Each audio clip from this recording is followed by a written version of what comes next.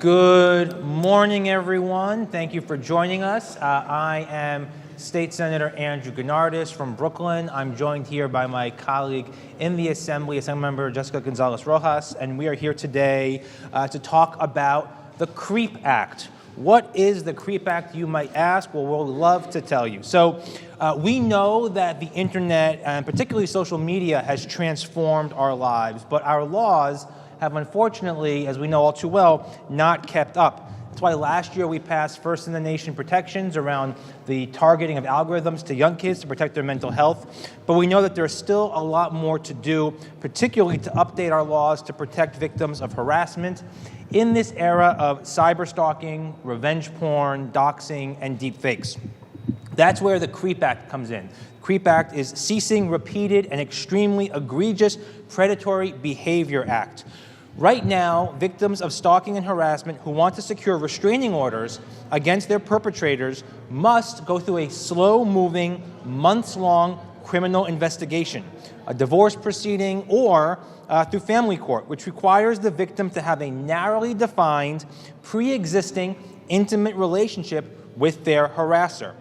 That means that a vast number of stalking victims, for example, students stalked by classmates, therapists being stalked by patients, employees being stalked by coworkers, celebrities being stalked by fans, someone you met on an online dating app you saw once, never want to see again, stalking you in the neighborhood, are excluded from protections under the law. It can take months for police to investigate, and the victim is only granted protection if there's an arrest. For many reasons, victims do not want to go to the police, or they don't necessarily want their stalker arrested, they just want the behavior to stop. The reality is none of these pathways offer sufficient protection for victims of harassment in the modern age, in the 21st century. Not only has the internet enabled new criminal behaviors like revenge porn and online stalking, but it has altered the way that we discover and refine relationships. Many of the victims of digital crimes today need support in a way that doesn't fit the family court's narrow definition of intimate partner violence. The CREEP Act follows the lead of 43 other states by creating a new anti-stalking order of protection through our civil court. This new order of protection would allow courts to more quickly and more easily protect victims of digital harassment, providing faster support for victims without waiting for an arrest and better protecting those left behind by our current laws. The CREEP Act brings stalking protections up to date with the stalking behaviors we see in the 21st century. Because we know that stalkers weaponize tech, the internet, social media, electronic communications, to ensure that victims never get a moment of relief on or offline. Passing the CREEP Act this year would mean the protection of victims, regardless of how, why, and by whom they be stalked, would be paramount. This common sense policy modernizes New York's laws to account for the digital landscape where so much harassment now occurs, and ensures that our neighbors and loved ones are protected both online and off. And now I want to introduce, my co-sponsor in the State Assembly, Assemblywoman Jessica González-Rojas. Thank you. Thank you. Thank you, Senator Gounardes, who's always been a champion for survivors, and to all my colleagues that are here and all the advocates that are here. I stand before you as a survivor of sexual violence and as an elected official that represents one of the most diverse communities in the United States.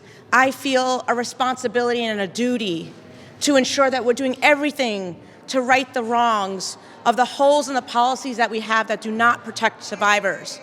43 states across the country have laws in place that protect survivors of stalking. 43.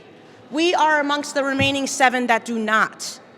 So that puts us amongst the worst in the state in the country in terms of protecting survivors of stalking.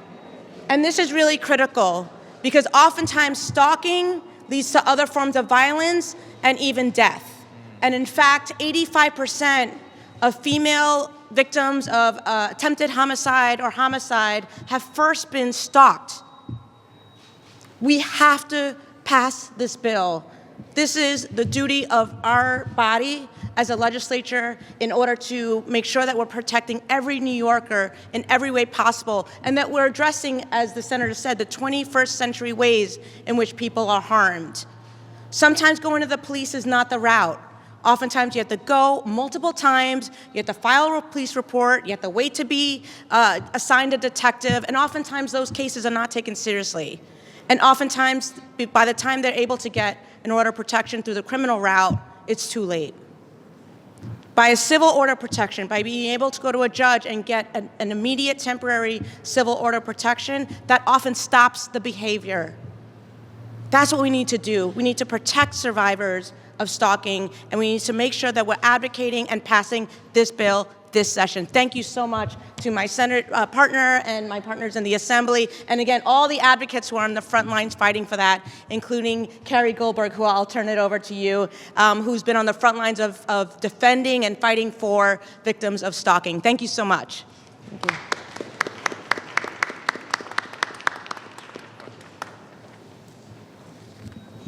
Thank you. Today is Creep Day here in New York State. My name is Carrie Goldberg. I'm the owner of victims' rights law firm CA Goldberg P. LLC. Our law firm fights against stalkers, pervs, and trolls online and off. Today, May 6th, 2025, is the first annual Creep Day, the day we crusade for the most urgent bill in our great state of New York. Now, our firm has been at the cutting edge of lawsuits and arrests against clients' powerful abusers in the Me Too movement. We've shut down one of the most malicious online sites against child predators, and we've pioneered product liability cases against the biggest platforms in the world. However, the most urgent work that we do is for people who are under attack in real time and in getting them orders of protection. A huge swath of our clients are being stalked.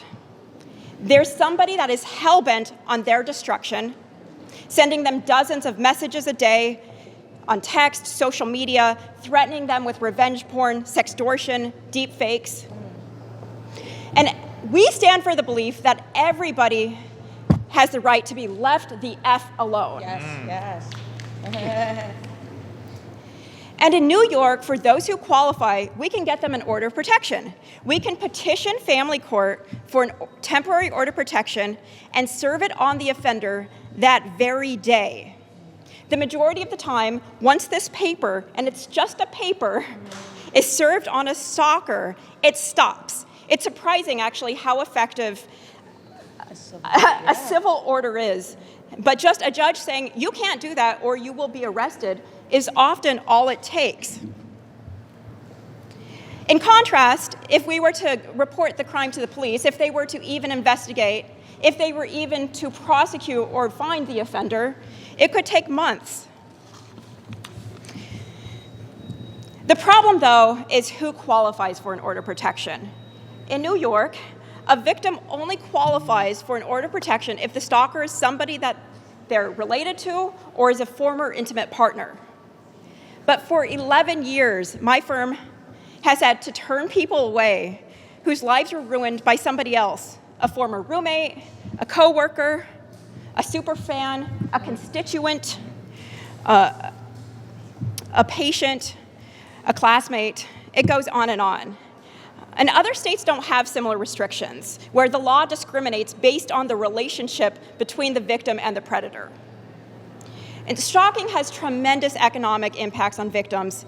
Their livelihood is targeted, and there's long-term mental health and medical consequences. Debilitating anxiety, PTSD from constant unwelcome contact, visits, surprises. The fear of leaving home, answering a telephone, going on the subway, or as our client James is going to talk about, just going to work, because his stalker actually got rehired at James's office just to have more access to James. We cannot be more expressive about how urgent this situation is. The internet has exposed all of us to the minutia of data. There are new portals for contact, unlimited routes for publishing information, and most of all, it's unleashed new products to track us down and find us. We're so deeply grateful to our sponsors, Senator Gounardes, Assemblywoman González-Rojas. Jian Hongxi is the engine in my office behind the CREEP Act. And I just can't express how urgent this is. We need the CREEP Act moved out of committee, put on the floor this session, and we can't wait. And I have some breaking news, which is that DA Kinlan in Albany County has just signed on and is a huge supporter. Yeah. And we're very excited.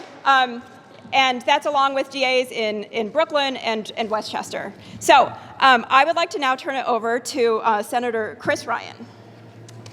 Thank you. Thank you. Nice job. Thank you. Very good. Thank you very much. First and foremost, thank you to Senator Gounardes and Assemblymember González-Rojas for inviting me to speak. Thank you. So as someone who believes deeply in protecting the dignity of every New Yorker, I see the CREEP Act as a necessary step to modernize our laws for the digital age. And especially as a father of two young women, I worry every day about what my kids are exposed to online.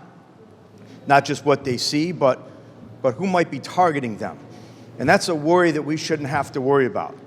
The internet should be a place for learning and connection, not fear and fear of being stalked and or creeped. Too many victims of online harassment, stalking, and threats fall through the cracks every year, and that is absolutely unacceptable. I personally have heard the horror stories about those who have been doxxed, impersonated online, or threatened through deep fakes. And here the problem is that they have no path to protect themselves. We cannot ask them to wait for violence or an arrest before they get help. No creeping, as the sign says behind me, no creeping is above the law. Passing the CREEP Act will close the dangerous loopholes and ensure that our justice system reflects today's reality and delivers real, timely protection to those who need it most. Again, as both a legislator and a dad, I believe that we can no longer wait to act. Again, I thank Senator Gounardes and Assemblymember González-Rojas for their leadership on this legislation. Thank you for your remarks. Thank you for everybody's here with us. I am proud to co-sponsor this, and I urge my colleagues to pass this very, very important act as soon as possible. Thank you very much. Next up is Assemblymember Charles Levine. He's not here. Okay. Charles Levine cannot be here, so we will hear from Assemblymember Brian Marr. Thank you very much. I'm here because when it comes to laws like this, there is nothing partisan about them. Being a Republican in the state assembly, whether you're in the Senate or the Assembly, being able to work with your Democrat colleagues on a variety of issues is what our constituents and all New Yorkers have come to expect and deserve. On an issue like this, someone who has 3 kids myself, I look to their future and I try to figure out what ways we can give them and the next generation more tools they need to protect themselves and their loved ones. Being part of the Minority Task Force on Human Trafficking, we believe this law will have an impact on that space. And I just want to thank the leadership of my Democrat colleagues, and I'm proud to stand here with them and all of our supporters here today. Thank you. Thank you. And it's my honor to introduce one of the original architects of this bill, Senator Natalia Fernandez. Good morning. This was a bill that when I was in the Assembly, I did carry, and I'm so happy to see it continue through Assemblymember González-Rojas and my good friend Senator Andrew Gounardes to be in existence and to pass. It's been said very well by my colleagues, we need to address modern problems with modern solutions, and now in modern times that the digital age is really at a peak, legislation like this is absolutely needed. I've been fortunate to say I'm someone who has lived and seen through the growth and start of social media, to see it build up to be a tool for many institutions, companies, organizations, and people, but it's also become a tool for harm. And to have legislation that addresses now a new tool that is causing harm, that is allowing people to target, to traumatize, to harass, we have to have some guardrails. So I'm eager to see this bill passed this year. Let's get it through committee, because we really cannot wait. Every day that we have the internet, which we know is never going away, new advances happen, new ideas happen, and people are getting hurt. So let's stop the hurt. Thank you. It's my honor to introduce Lily Baldwin of Stop Stalking Us, a tremendous advocate in this area. Thank you. Such a pleasure to be here today. Thank you all so much. I'm Lily Baldwin, a filmmaker, a dancer, a stalking survivor, and founder of the nonprofit Stop Stalking Us. I've been stalked for over 15 years by a man I've never met, who first saw me on a stage dancing, and since that moment has stalked me through whatever means he could find. This has included contacting me and personally visiting friends and colleagues. He's mailed over 150 packages sent to me, as well as directly to my parents. This includes thousands of social media packages, hours of voicemails, publicly slandering me, all before and after trying to hunt me down in person in New York City. The New York Assistant DA suggested that I go into hiding with these chilling words. People who often tell you they're going to kill you don't. It's the people who don't say they're going to kill you that do. Even as the NYPD tried to help, it created extreme fear, and the process became even more traumatizing. This is not where my stalking story ended. It's still not over. Like me, stalking victims face so many different hurdles in seeking safety and justice. We need to remove as many of those barriers as we can for New Yorkers, starting with passing the CREEP Act. While I'm often not sure if I should call myself a victim or a survivor, I do know that living in perpetual fear is violence. Violence is not defined by obvious blood. I call the impact of stalking an invisible violence.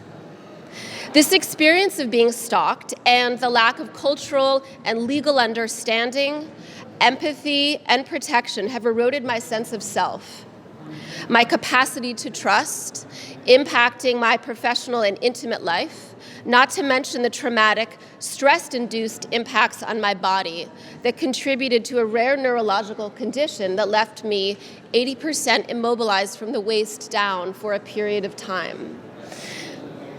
I am feeling great today. Since going public with my story, I've been contacted by so many other victims and survivors. Even though our circumstances vary, we nearly all have and had the same experience of not being taken seriously, of not getting adequate support and protection, and not finding long-term solutions to a terror, an insidious and corrosive violence that we did not ask for. I founded Stop Stalking Us, the only nonprofit in the U.S. singularly focused on stalking, to address what stalking researcher Dr. Patrick Brady defines as psychological torture.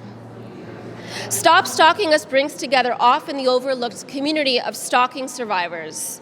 In addition to facilitating support groups and informational webinars, we provide victims with access to necessary support and vetted resources for those impacted by stalking and its aftermath, while working to improve social perceptions and legal responses to this destructive, insidious form of violence. Stalking victims face many barriers, legally, financially, professionally, socially, emotionally, physically, and mentally. We urge the legislator to focus on passing the widely supported CREEP Act. This legislative session to modernize stalking laws in one of the most populous states and to prevent stalking victims in New York from experiencing additional weeks, months, or even years of roadblocks, anguish, and fear. All New Yorkers, all stalking victims deserve to be safe, regardless of whether they know the person who is stalking them or not. The CREEP Act is not the final step needed, but it is the first, and our representatives must pass this bill as soon as possible. Thank you for listening and for helping us change this conversation around stalking. Thank you. Thank you.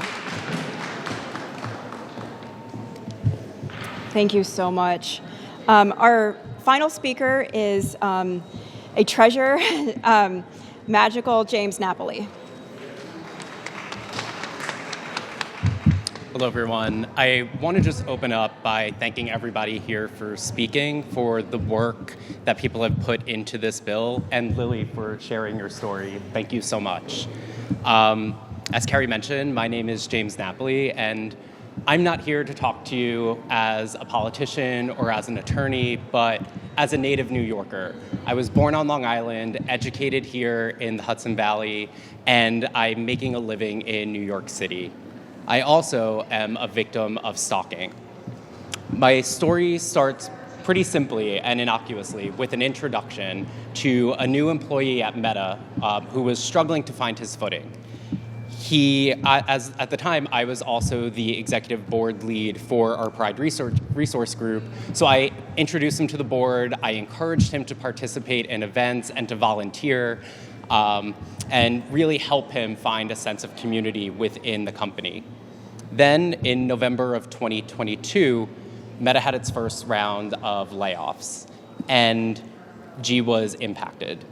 Like other employees, he reached out and he asked for advice and for help, and so I met up with him for coffee in the West Village. There, he told me that God had been talking to him about me since April, that I was a reborn Messiah and he was my prophet, and he handed hundreds of pages of insane, profane, and sexually charged ramblings over to me. The stalking escalated. From there, I was receiving up to 30 messages a day. And I want to be clear, I don't mean a simple one-line text. I mean multiple paragraphs, entire essays, 30 of these every day. He found my sister on social media and lied that I was in the hospital in an effort to get information about me. He threatened my partner and my dog. He found out where I lived and delivered messages and packages and drawings to my home. He threatened multiple times to kill me, to rape me, and I just felt that I couldn't escape. It felt like I was drowning, and anybody who has been a victim of stalking can tell you that I was living through the crushing terror of being stalked. And I did everything I could to put a stop to it. I went to my employer asking for help, and though they promised to keep me safe, that didn't stop them from rehiring him mere months later. I thought, the police. Surely the police will be able to help me, but unfortunately no, and I was punted back and forth between the NYPD and the Attorney General's office, with each party saying they couldn't act without further prior action from the other one, or if G had physically harmed me. The system had clearly failed me, and I was left exposed to a dangerous individual. And I wasn't even eligible for a civil order of protection because I wasn't related to G and I had not been in an intimate relationship with him. This, I cannot stress enough, has impacted every facet of my life. I can't walk down the street without worrying whether or not he's going to be around the corner. I can't take my dog for a walk. I can't even, I'm gonna leave it there. It has very much impacted my life. And I am not the same person as I was before this ordeal. And all I wanted was to be left alone. And my story is not unique. It is the story of countless New Yorkers who are victims of stalking. We cannot wait for this bill to pass. Every moment the Creep Act is stuck in committee is another opportunity for a stalker to destroy somebody's life. And I urge New York to pass this bill to modernize our stalking laws and to keep New Yorkers safe. Thank you very much.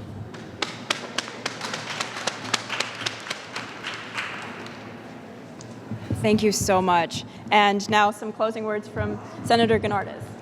Thank you, Carrie. I think you just heard exactly why this is so important. We heard it from Lily, we heard it from James, and they're speaking on behalf of the thousands of people who are facing the lack of protections across our state because of this type of menacing, threatening, harassing, stalking, creepy behavior. And they deserve the laws to protect them just as much as anyone else.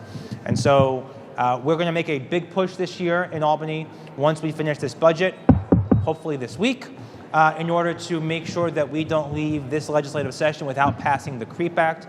And we're going to make sure that New York joins the ranks of 43 other states that have taken the common sense step to say, hey, it's the 21st century, maybe our laws should catch up.